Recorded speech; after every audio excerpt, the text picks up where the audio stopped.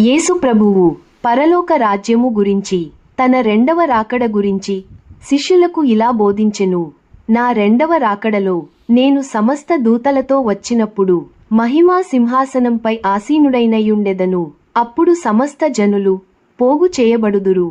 జనులందరికీ తీర్పు తీర్చబడును.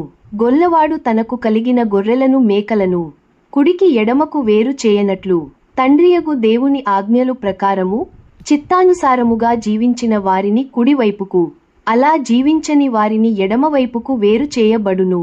కుడివైపు ఉన్న వారిని పరలోక రాజ్యమును స్వతంత్రించుకోమని చెప్పెదను, ఎడమవైపు ఉన్న వారిని నిత్య నరకాగ్నికి అప్పచెప్పెదను అనెను.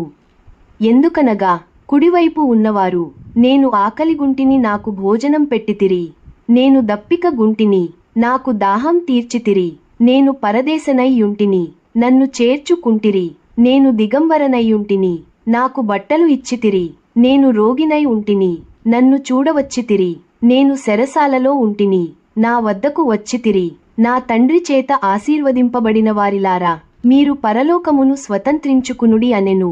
తర్వాత ఎడమవైపు ఉన్న వారిని చూసి, మీరు కుడివైపు ఉన్న వారు లాగా చేయలేదు అనెను. అప్పుడు ఎడమవైపు ఉన్నవారు, ప్రభువా, నీవు ఎప్పుడు మా వద్దకు వచ్చితివి? మేము ఎప్పుడు మీకు ఉపచారం చేయలేదు అని యేసుప్రభుని అడిగిరి.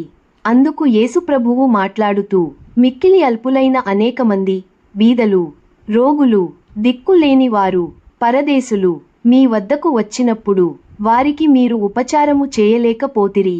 మీరు నా నామమున వారికి ఉపచారము చేయలేదు కాబట్టి నాకు చేయనట్లే అని ఎడమవైపు ఉన్నవారిని నిత్య శిక్షకు, నరకాగ్నికి అప్పజెప్పెను.